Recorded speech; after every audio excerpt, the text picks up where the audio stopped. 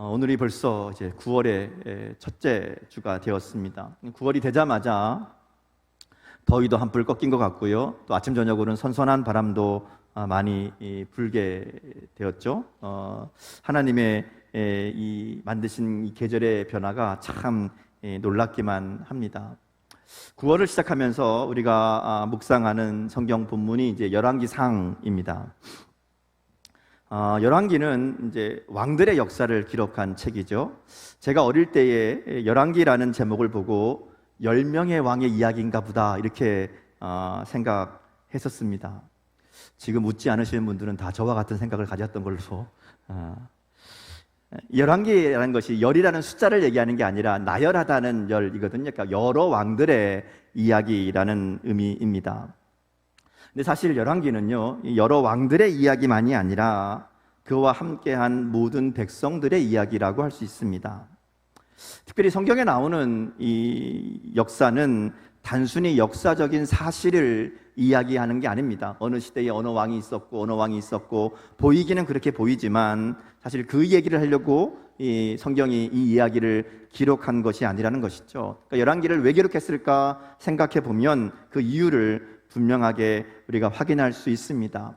역사를 기록하는 것은 원래 이제 후대에 하잖아요. 고려시대 역사책은 고려시대에 있는 게 아니라 조선시대에 다 지난 다음에 이제 기록하는 게 일반적이죠. 열왕기도 마찬가지입니다. 언제 기록되었는가 하면 나라가 다 망하고 이스라엘 백성들이 바벨론의 포로로 끌려갔을 때 그때 기록된 역사라고 할 수 있습니다. 그러니까 나라가 다 망하고 또 예루살렘 성과 성전은 다 무너지고 황폐하게 된 이후에 기록된 것이다라는 것이죠.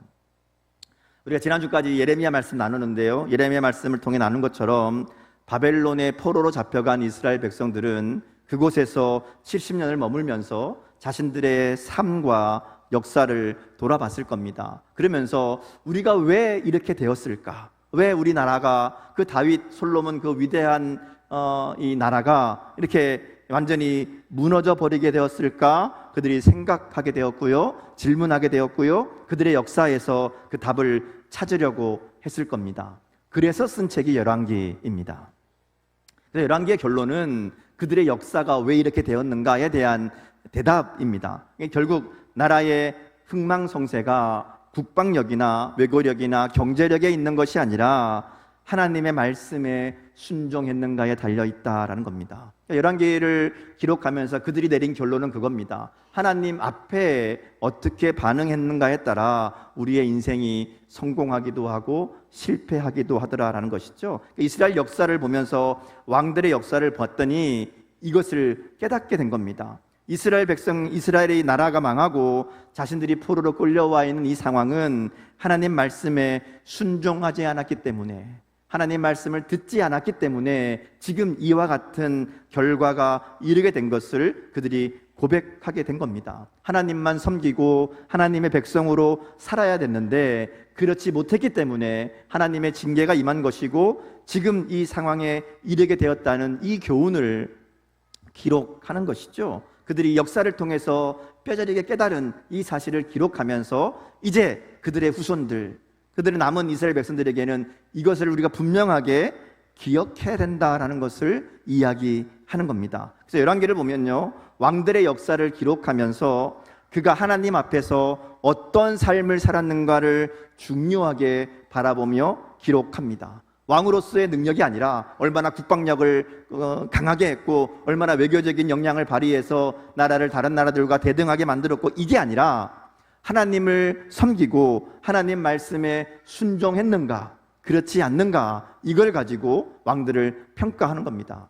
하나님 말씀에 순종한 왕은 선한 왕이, 좋은 왕이 되는 것이고요, 그렇지 않은 왕은 나쁜 왕이 되는 거죠. 그리고 이러한 역사를 통해서 오늘 우리의 삶도 하나님과의 관계에 달려있다는 것을 분명하게 알게 하려는 것이 열왕기의 목적이라고 할 수 있습니다. 이제 우리가 9월, 10월 두 달 동안 열왕기 말씀을 함께 묵상할 텐데요, 열왕기 말씀을 묵상하면서 이스라엘 백성들의 실패를 교훈 삼아서 우리의 삶의 기준을 하나님의 말씀으로 바로 세우고 하나님만 섬기는 아름답고 복된 삶을 만들어가는 은혜가 저와 여러분에게 있기를 주님의 이름으로 축복합니다. 자, 오늘 말씀을 좀 보겠습니다. 오늘 본문을 보면요, 열왕기상 1장인데요 열왕기상은 내용상 사무엘 하에 연결되는 내용입니다. 그래서 첫 번째 상황이 다윗이 나이가 많아 늙었다라는 것으로 시작합니다. 사무엘까지 이 다윗의 역사를 쭉 기록했고요. 이제 열왕기를 시작하면서 다윗이 약해졌다, 나이가 들었다, 기력이 쇠했다, 이런 상황을 이야기합니다. 그래서 다윗이 더 이상 나라를 다스릴 수 없는 상황이 된 겁니다. 오늘 본문 1절에서 4절에 보면 다윗의 상황을 보여주는 한 가지 이야기가 기록되어 있죠. 1절에 보면 다윗이 나이가 많아 이불을 덮어도 따뜻하지 않다라고 말합니다.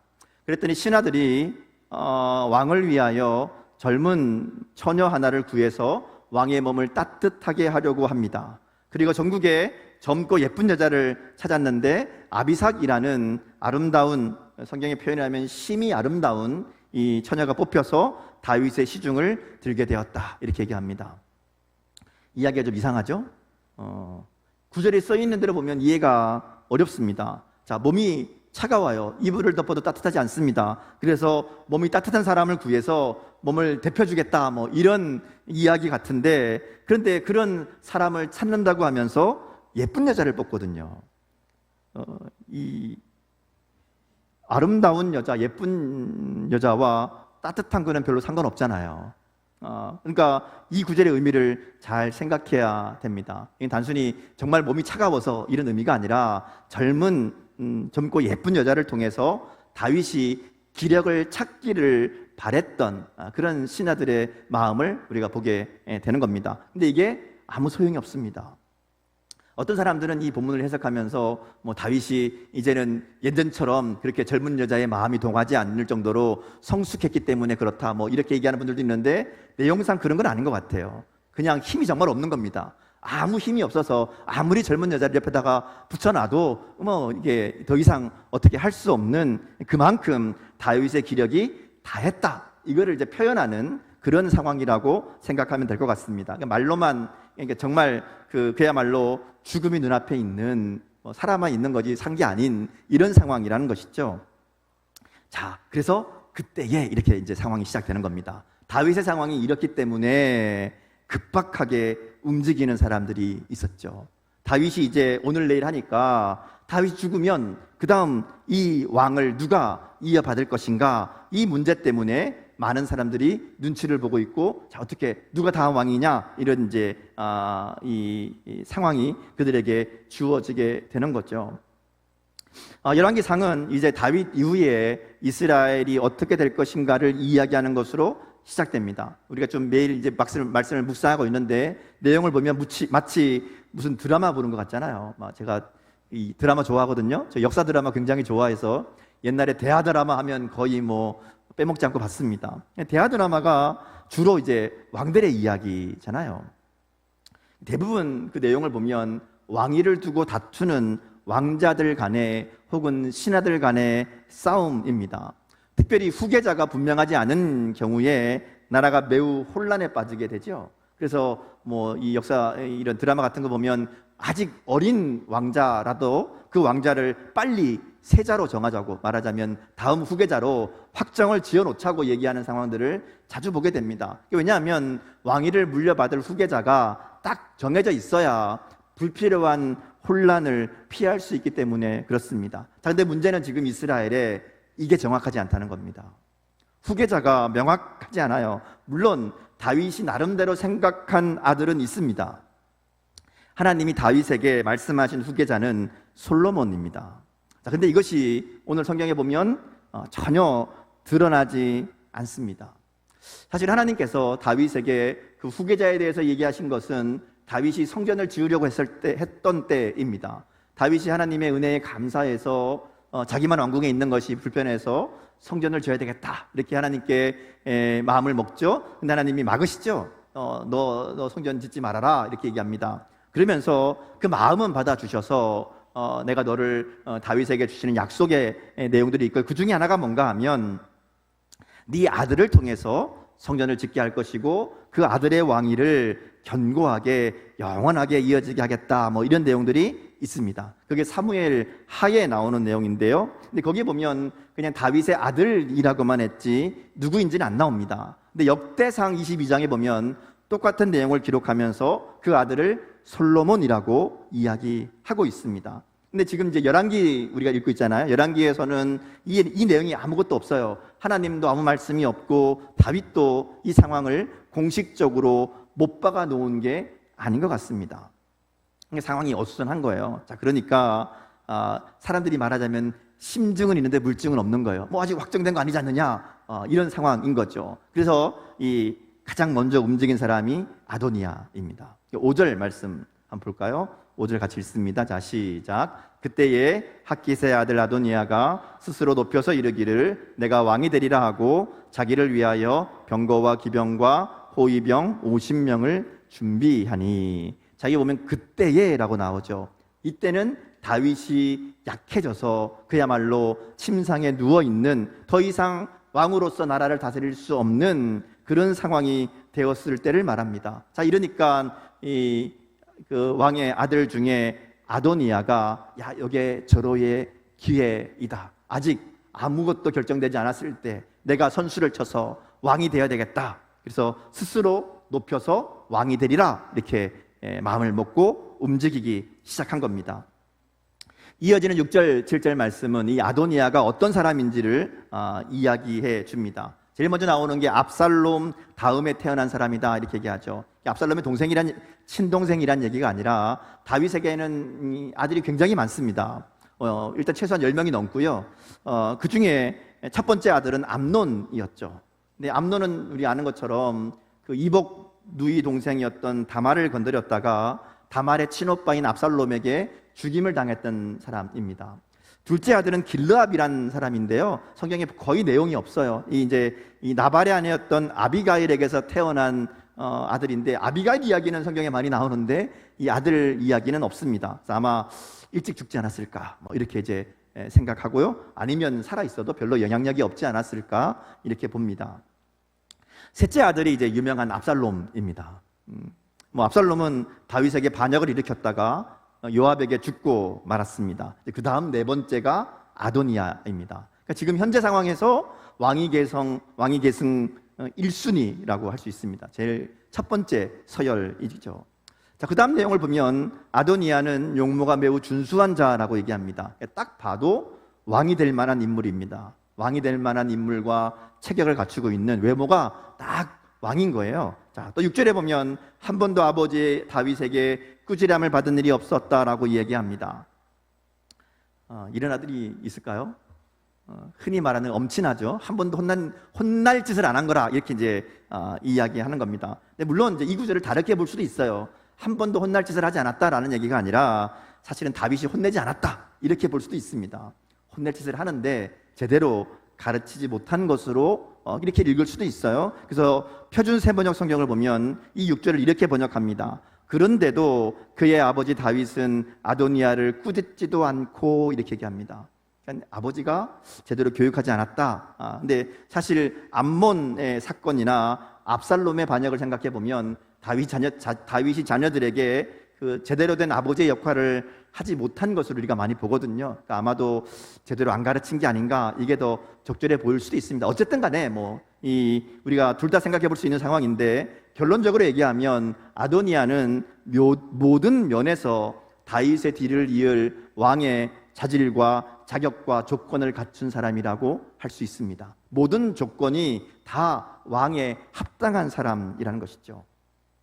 그런데 이걸로 끝나지 않습니다. 7절에 보면 여기에 대해서 당시의 군대와 또 종교에서 가장 중요한 위치에 있었던 요압 장군과 제사장 아비아달이 아도니아를 따르고 도왔다, 이렇게 나옵니다. 이 종교와 군사에서 가장 중요한 두 사람이 아도니아를 지지한 겁니다. 요압은 여러분 말할 필요 없이 다윗의 가장 가까운 신복이자 다윗과 생사고락을 같이 한 군대의 장군이죠. 물론 중간중간에 다윗의 뜻이 아니라 지 맘대로 했다가 다윗을 공경에 처하게 한 일들이 있긴 있습니다. 근데 나중에 보면 그래서 권력이 커질수록 아마 다윗이 요압을 멀리하지 않았을까 우리가 이렇게 짐작해 볼 수 있어요. 왜냐하면 나중에 솔로몬에게 왕위를 물려준 다음에 너 요압 조심해라 이렇게 얘기하거든요. 결국 요압은 솔로몬에 의해서 죽임을 당합니다. 아마 이런 상황을 생각해 보면 이 요압이 다윗의 말년에 다윗과의 관계가 썩 좋지 않으니까 다윗이 죽은 다음에 자기가 좀 마음대로 할 수 있는 혹은 자기와 좀 가까운 아도니아를 내세워서 왕으로 지지한 게 아닐까 이렇게 우리가 좀 생각해 볼 수 있습니다. 또 한 사람은 아비아달이라는 제사장인데요. 이 아비아달은 그 아버지가 아히멜렉으로 나오는데 이 다윗이 사울에게 쫓길 때에 다윗을 도왔다가 이 가정이 다 몰살을 당한 가족입니다. 다 몰살당하고 이 아비아달 혼자 살아남습니다. 그래서 아비아달이 그 이후로 다윗을 평생 도우며 다윗과 함께했던 그런 제사장입니다.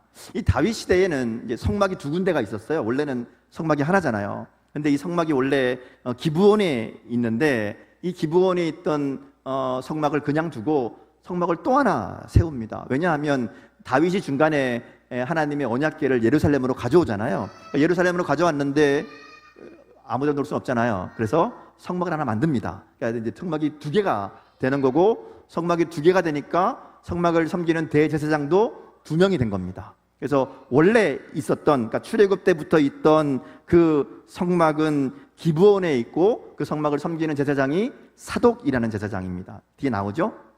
그리고 예루살렘에 언약궤를 갖다 놓고 그 언약궤를 말하자면 모시고 있는 성막이 따로 있는데 여기를 섬기는 제사장이 아비아달인 겁니다. 그러니까 이 아비아달은 말하자면 이스라엘 이 종교에 대제사장이 두 명 있는데 두 명 중에 한 명인 겁니다. 원래는 한 명이어야 되는데 이제 두 명이 나누어서 같이 하고 있었고 그 중에 한 명. 그러니까 그 당시 이스라엘에서 가장 영향력 있는 종교 지도자라고 할 수 있습니다. 이 두 사람이 아도니아를 지지한 겁니다. 그러니까 모든 상황이 아도니아가 다윗의 뒤를 이어서 왕이 되는 게 당연한 것처럼 그렇게 보여지는 그런 상황이죠. 어쩌면 뭐 가만히 있어도 당연히 아도니아가 왕이 될 상황입니다. 자, 그런데 아도니아가 갑자기 자신이 왕이 되겠다라고 선언하고 사람들을 불러 모아서 잔치를 벌였다라는 것이죠. 5절에 보면 아도니아가 스스로 높여서 내가 왕이 되리라 했다고 말합니다. 그리고 9절에 보면 잔치를 벌리고 모든 왕자들 그리고 왕의 신하된 유다의 모든 사람들을 청했다 이렇게 나옵니다. 그런데 가만히 보면 이게 단순한 잔치나 친목 도모의 자리가 아닙니다. 왜냐하면요, 그 다음 내용에 나오는 11절을 보면 이 상황을 전해들은 나단이 밧세바에 가서 이야기합니다. 아도니아가 지금 사람들을 불러 모아서 이 세력을 모으고 있습니다. 이렇게 얘기하는 게 아니고요. 뭐라고 얘기하는가 하면 아도니아가 왕이 되었음을 듣지 못하겠나이까 이렇게 얘기합니다. 그러니까 말하자면 이들이 모여서 뭐 한 건가 하면 아도니아를 왕으로 세운 겁니다. 나름대로 자기들끼리 즉위식을 한 거예요. 자기들끼리 말하자면 쿠데타죠. 반역을 일으켜서 사람들을 불러 모아놓고 아도니아가 스스로 왕이 된 그런 상황인 겁니다. 자, 그럼 아도니아가 왜 그랬을까? 왜 잘 말하자면 공식적으로 다윗이 이야기하고 또 다윗의 어떤 말하자면 룰을 얘기하자면 교지를 받아서 왕으로 딱 이게 다음 후계자로 세워져야 되는데 그렇게 하지 않고 자기가 사람들을 불러 모아서 말하자면 힘을 과시하고 스스로 왕이 되었을까 생각해 보면 솔로몬 때문이라고 할 수 있습니다. 오늘 본문에 솔로몬은 전혀 나오지 않습니다. 이후의 내용을 봐도 솔로몬이 왕으로 세워지는 이 모든 과정 가운데 솔로몬의 이야기가 없어요. 아무 역할도 없고 등장하지도 않습니다. 그런데도 아도니아는 아마 솔로몬을 의식한 것 같아요. 왜냐하면 아버지의 마음을 어느 정도는 눈치채고 있었을 겁니다. 그리고 오늘 본문에 나오지만 아도니아를 따르지 않는 사람들이 나오잖아요. 사독, 나단, 분하야 이런 사람들은 아예 부르지도 않습니다. 왜냐하면 불러도 안 올 줄 아는 거거든요. 이 사람들은 솔로몬 편이다 이런 마음이 있었고요. 그래서 그런 상황을 보면서 내가 먼저 선수를 쳐야, 내가 먼저 왕이라고 해야 그래야 이 문제가 말하자면 저들을 이길 수 있지 않을까, 이런 조급한 마음이 이런 일을 벌인 것으로 우리가 볼 수 있습니다. 자, 그래서 오늘 본문 8절과 10절에 보면 그 반대편에 서 있던 사람들 이야기가 나와요. 그들은 아도니아가 벌인 잔치에 부르지 않았다, 그렇게 이야기합니다. 자, 그리고 나서 이제 우리가 내용을, 오늘 우리가 10절까지 읽었지만 뒤에 내용을 읽어보면 나단 선지자가 이제 이 모든 상황을 뒤집고 솔로몬을 왕으로 세우는 이 과정이 1장 후반부에 쭉 이어집니다. 아도니아가 스스로 왕이 되는 이 상황과 또 솔로몬을 왕으로 세우는 과정이 이제 쭉 뒤에 이어지거든요. 이 두 과정을 보면 뚜렷하게 구분되는 점이 있습니다. 아도니아가 스스로 왕이 되려는 과정에 보면 하나님이 한 번도 등장하지 않습니다. 근데 솔로몬을 왕으로 세우는 과정에 보면 반대로 솔로몬이 등장하지 않습니다. 대신에 하나님이 등장합니다. 물론 뭐 하나님이 어떤 말씀을 직접 이야기하시거나 어떤 일을 하셨다, 뭐 무슨 어떤 기적을 행하시거나 어떤 능력을 행하시거나 이런 이야기가 나오는 게 아닙니다. 근데 솔로몬을 왕으로 세워가는 과정을 보면 그 과정에 일하는 모든 사람들이 고백하는 것이 이것은 하나님이 하시는 일이라는 겁니다. 다윗이 그렇게 얘기하죠. 하나님 앞에 내가 약속한 것을 내가 이제 이루리라, 그렇게 이야기합니다. 또 함께하는 이 브나야가 하나님의 축복을 구하며 기도하며 순종합니다. 다윗이 시키는 것이 사독과 나단에게 성전에 가서 이 성막에 있는 그 제단에 기름을 갖다가 솔로몬에게 부어라, 이렇게 얘기하거든요. 하나님의 기름 부음을 받는, 하나님이 세우신 왕이라는 것을 선포하게 합니다. 나중에 일이 다 끝난 다음에 다윗이 뭐라고 고백하는가 하면 하나님께서 이 일을 행하셨습니다, 이렇게 고백하거든요. 그러니까 솔로몬을 왕으로 세우는 이 모든 과정은 하나님의 뜻과 약속을 이루는 과정이었다라는 겁니다. 그러니까 오늘 본문을 정리해 보면 다윗의 때가 끝나고 새로운 시대를 시작하는 이 중요한 시점에서 두 사람의 대조되는 이야기를 우리 가운데 전하고 있습니다. 한 사람은 스스로 왕이 되려고 했던 아도니아고요, 또 한 사람은 하나님의 뜻을 이루려고 했던 나단입니다. 사실 아도니아와 반대되는 사람은 솔로몬이어야 되는데 솔로몬은 안 나와요. 그리고 대신에 나단 선지자가 이 모든 일들을 이끌어갑니다. 그러니까 왜 그랬을까 생각을 해보면 이 이야기는 아도니아와 솔로몬이라는 왕자들의 싸움이 아니라 아도니아와 나단이라는 사람의 대결이라는 거죠. 이게 무슨 의미인가 하면요, 이것이 단순한 왕권 다툼이 아니라는 겁니다. 왕자들의 싸움이 아니라 스스로 높여서 왕이 되려는 자와 하나님의 뜻을 이루려는 자 사이의 대결이었다는 것이죠. 모든 것이 다 완벽하게 준비되고 순조롭게 진행되고 진행되는 것 같았지만 스스로 왕이 되려고 했던 아도니아는 결국 실패합니다. 왜냐하면 아도니아에게는 하나님의 뜻, 하나님의 계획이 없었기 때문이라는 것이죠. 우리가 분명하게 기억해야 되는 것은 완벽하게 기회를 잡은 자가 아니라 하나님이 세우시는 자가 왕이 되었다라는 겁니다. 아도니아의 상황은 분명히 완벽해 보입니다. 그러나 그래도 하나님께 물었어야 됩니다. 그러나 아도니아는 스스로 높여서 내가 왕이 되리라 라고 하였고 결국 그의 인생은 비참한 죽음으로 끝나게 된 거죠. 그의 인생에서 하나님의 일하심은 고려의 대상이 아니었습니다. 하나님의 뜻은 그가 생각하는 이 틀 안에 없었다는 것이죠. 오히려 자기가 가진 조건, 기회처럼 보이는 그 상황만 생각하다가 잘못된 선택을 하게 된 겁니다.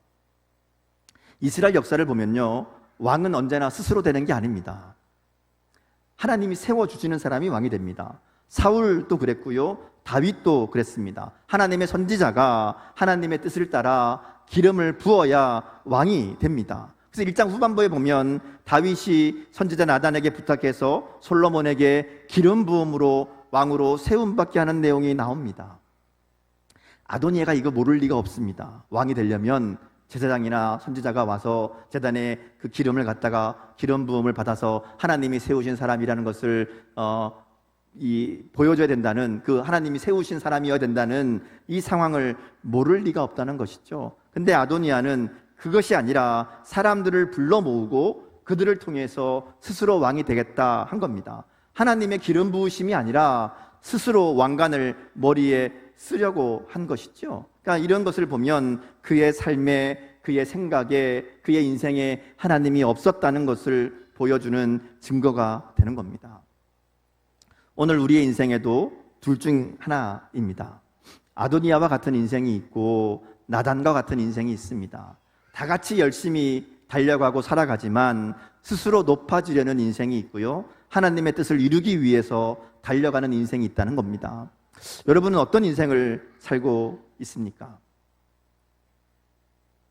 여러분 무엇을 위해 달려가고 있는가 하는 겁니다. 오늘 말씀 앞에 우리의 삶은 어떤 목적을 따라 또 무엇을 위해 달려가고 있는지를 말씀 앞에 돌아봐야 됩니다.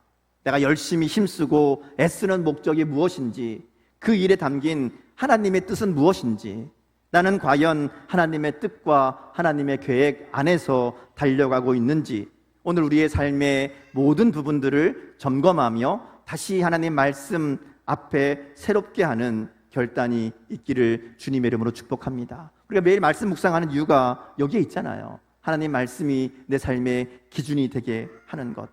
예수님의 십자가의 은혜로 구원받은 우리들은 이제 내 인생은 나의 것이 아니라 내 인생은 하나님의 것입니다라고 고백하며 살아가는 사람들입니다. 말로만 하나님이 나의 왕이라고 고백하는 것이 아니라 정말 우리의 삶을 다스리시는 분이 하나님이심을 우리의 삶과 모습을 통해 분명하게 고백하는 삶이 되어야 됩니다. 우리의 삶에 일어나는 주변의 상황들, 모든 일이 순조롭게 잘 풀리고 절호의 기회처럼 보인다 할지라도, 아무리 많은 사람들이 그것이 옳다고 말한다고 할지라도 우리는 먼저 하나님께 물어야 됩니다. 그게 내가 왕이 아니라 하나님이 내 인생의 왕이시라는 증거입니다. 모든 일 가운데, 모든 시간 가운데 하나님의 뜻을 먼저 물어야 된다는 것이죠. 이게 정말 하나님이 기뻐하시는 일입니까? 하나님이 나에게 원하시는 게 맞습니까? 확인해야 됩니다. 하나님의 말씀을 통해 하나님의 음성을 들어야 된다는 것이죠. 하나님의 뜻을 묻지 않는 인생은 아도니아와 같이 스스로 왕이 되려는 인생과 다를 게 없다는 겁니다. 그래서 우리가 하나님의 마음을, 하나님의 뜻을 아는 게 중요합니다. 먼저 기도하고 하나님의 뜻을 묻는 삶이 되어야 됩니다. 우리 인생의 중요한 문제일수록, 결정하기 어려운 문제일수록 더 많이, 더 오래 물어야 된다는 것이죠. 그리고 하나님 주시는 그 마음에 순종해야 됩니다. 그것이 내가 왕이 아니라 하나님이 왕이시라는 분명한 표시가 됩니다. 오늘 나의 인생은 내가 왕이 되리라 스스로 나를 높이는 인생인지, 아니면 하나님이 나의 왕이십니다 고백하며 그 하나님의 다스리심에 온전히 순종하는 인생인지, 오늘 말씀 앞에 우리의 삶을 돌아보며 다시 한번 하나님이 참된 왕이 되심을 고백하고 결단하는 저와 여러분의 삶이 될 수 있기를 주님의 이름으로 축복합니다. 함께 기도하겠습니다.